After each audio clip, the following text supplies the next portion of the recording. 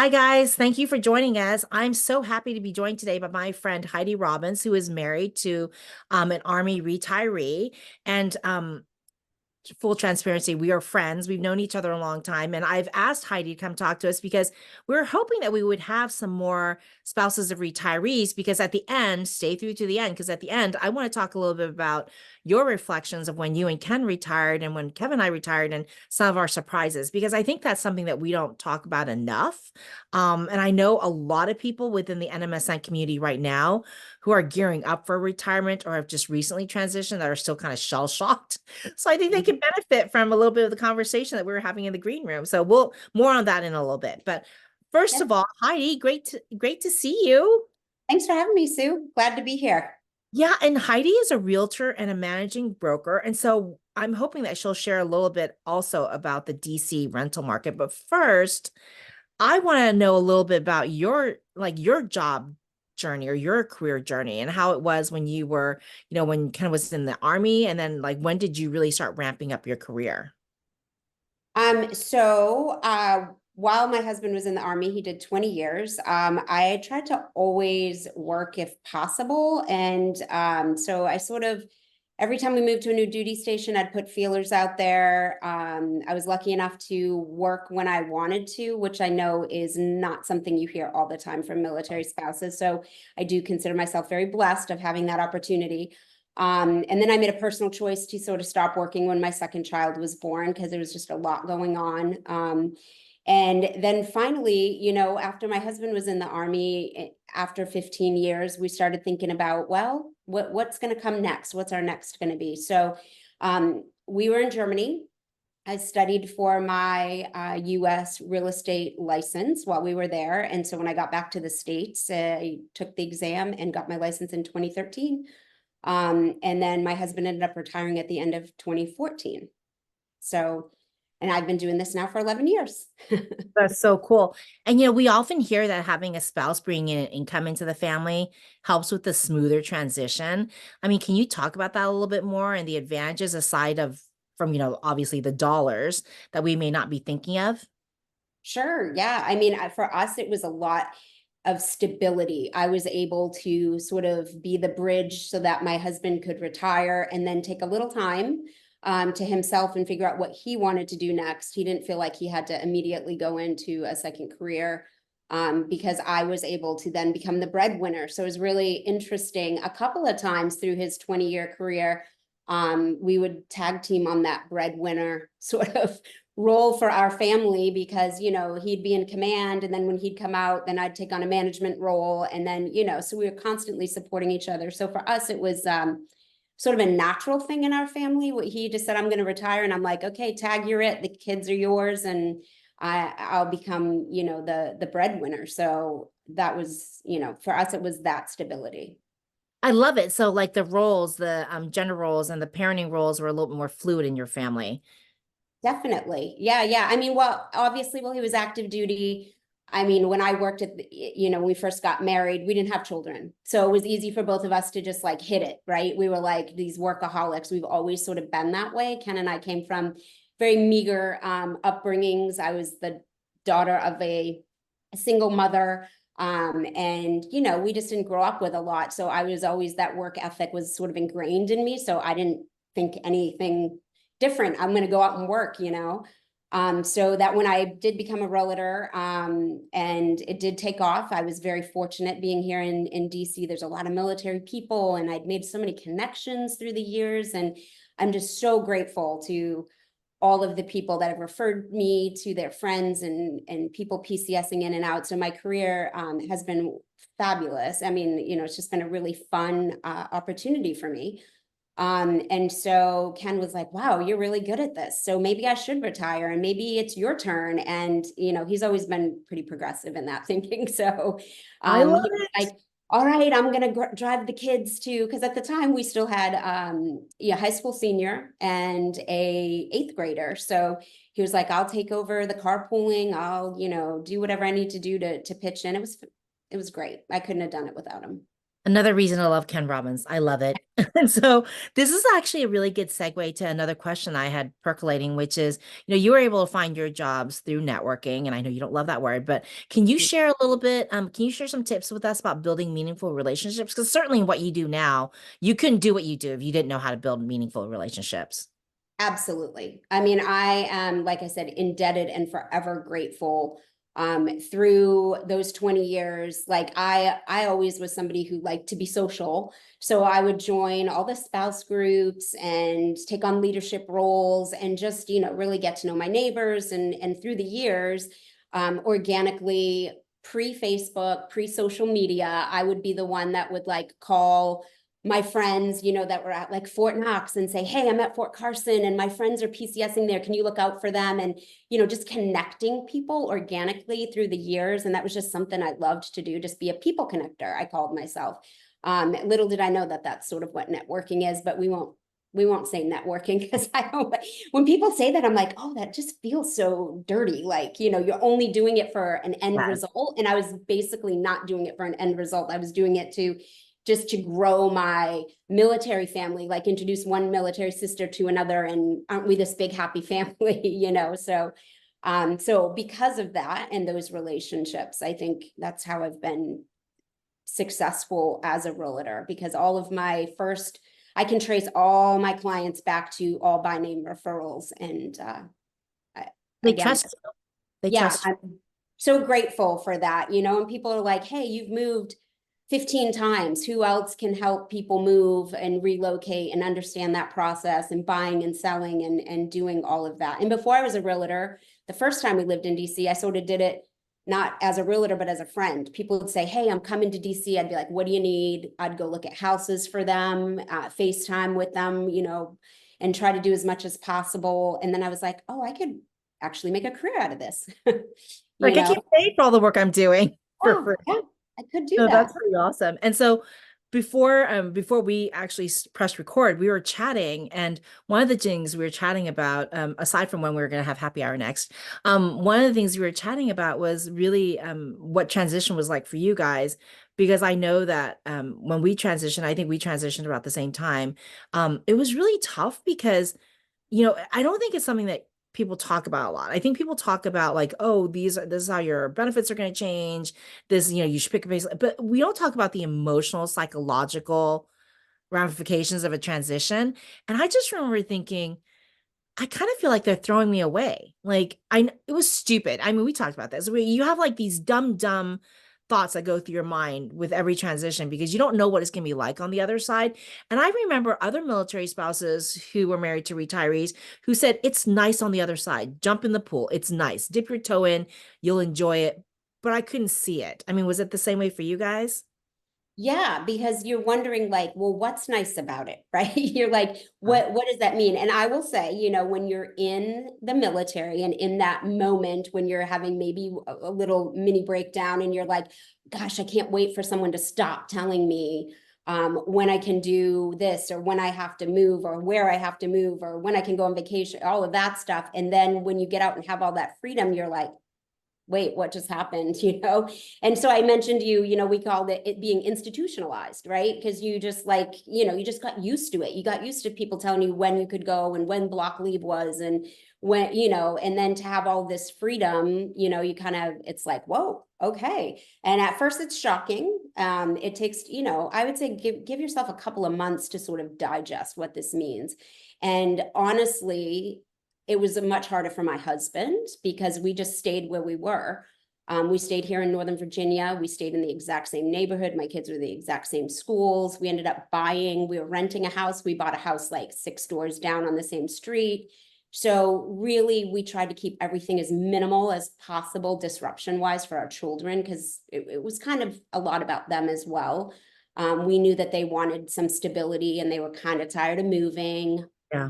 And so we wanted to give that to them. So, so for me, I mentioned to you earlier, Sue, it was very similar lifestyle. Like I still shopped at the commissary. I still had my ID card. I still, could go to the doctors at Raider Clinic if I chose. And I did for a couple of years because I wasn't ready to cut that cord.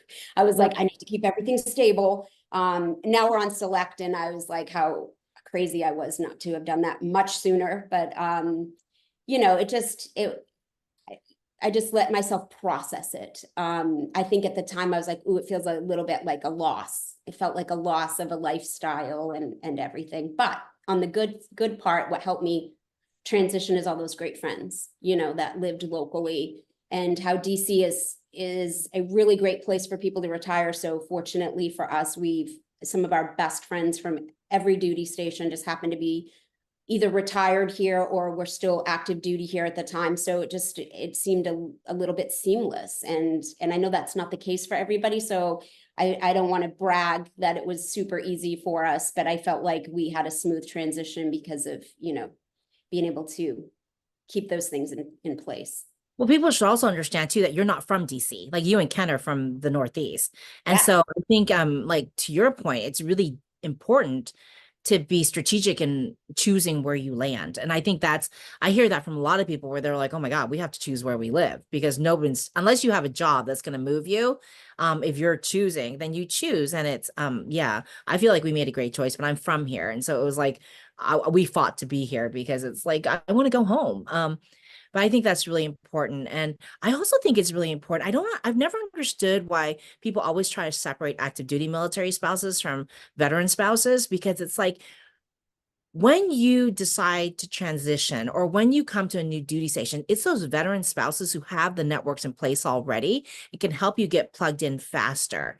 And I think that's what I would encourage people to remember. And I'd love your thoughts on this too, is seek out the spouses, like not just the active duty spouses, but also the veteran spouses in the area when you're transitioning, because they've been there, they've done it, right? And, like, I don't know any location that wouldn't have a military spouse realtor who knows the location and who can like speak to your specific needs of like, okay, is Select better? Is, Prime better? What's better? And so I think that's one thing I would say about transition is that seek out your military spouse network still. Like, yes, like you may feel like you're being severed from the military, but like there's a whole other military community outside the active duty community that is here and ready to engage and support. I mean, I don't know what you think about that, but No, I think we're really lucky, especially here in DC, right? Because the jobs are plentiful for the transitioning service member, male, female. And there are so many of us that ended up landing here, So when we talk about, we always talk about we're in our 2.0 right now. And when we're going to, a third chapter, what is 3.0 going to look like? And to me, I don't even want to look at that because that part to me is scarier because we already have those built-in networks here. And like going someplace, no matter if it's back home to Maine or to a retirement sort of place and, quite a few years down the road. But we're like, will we know anybody there? What would we do? Like, what would a Friday night or Saturday night look like if we didn't know anybody? Like that part is kind of scary, I think. And so if people are transitioning out and they're going to a totally different place where they don't know anybody, I feel like that could be a little more challenging. Like you'll have to get in with your church groups or your civic groups or your neighborhood groups. You have to really like dig in and find that group. yeah, I think that's key, like building those relationships. So since you're a realtor who works in the DC area, I would be very remiss because it's notoriously difficult to navigate the market here. Like I would be remiss if I didn't ask you any tips or words of encouragement for people moving to the area who are finding it very challenging to find a place to rent or buy. Yeah, hang in there, right? Everybody finds a house. I know I'll have people call me and just panicked in January and they're moving here in the summer. And I'm like, you're way too early to panic. And I don't know of anybody that has not been able to find housing. So Oh, it's good. not like you're going to be living in a hotel forever, So don't panic. There's definitely some tips and some things that we've honed along the way. There's a ton of military spouse realtors here besides myself, and we're lucky to have a lot of great agents in this area that really put military families first. And so we know how to navigate, like, landlords asking you, please remove the Soldiers and Sailor Relief Act. And you're like, heck no, no, we are not removing that. That's a federal law, which, by the way, if they have you remove, they cannot do it legally. It is a federal law. And, we can go into that. But, you're competing for rentals this year. I mean, I can't tell you how many families were like, did not get their first, second, third, fourth, fifth, sixth rental because, they are just, it's a competition. I remember looking at one about a month and a half ago for an Air Force family, and it was listed at $4,800 and it ended up closing at $6,200. Whoa. Escalated. I'm talking rentals, right? And so my client, super smart guy, super smart family, they were like, hey, we're willing to pay more. We're going to go in like 1,000. And that didn't, I thought, oh, we got this. Boom, $1,000 more, and no, because, that we're competing against an embassy actually. And so they have deeper pockets, but yeah, so hang in there. There, you will find a place to live.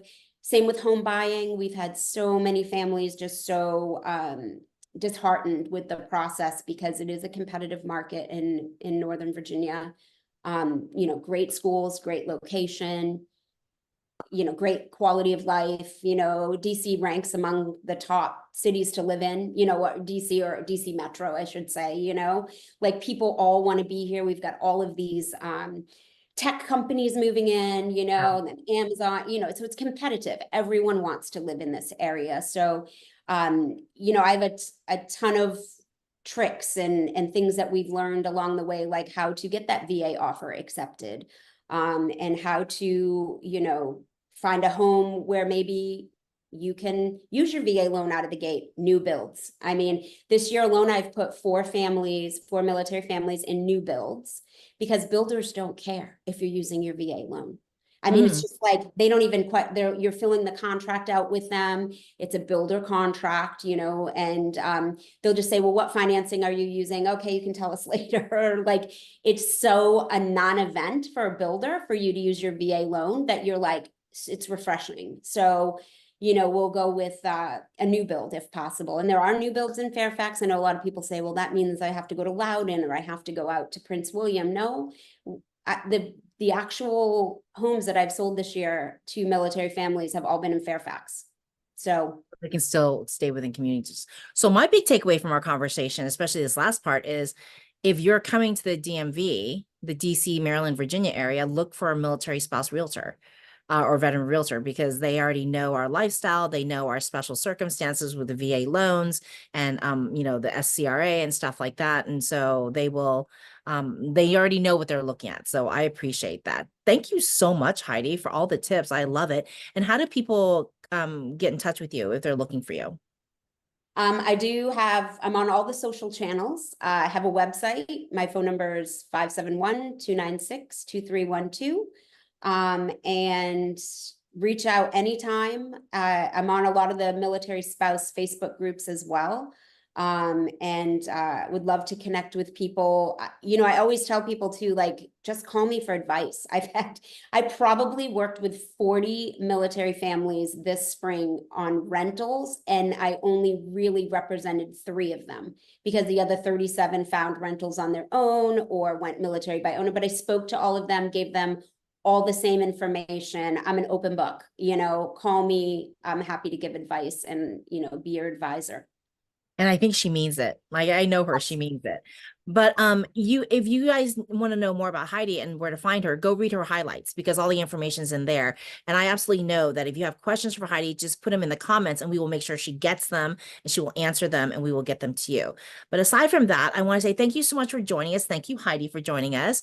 And thank you to our friends at USAA for making these conversations possible. I hope to see you guys here again next week. Bye, guys. Bye.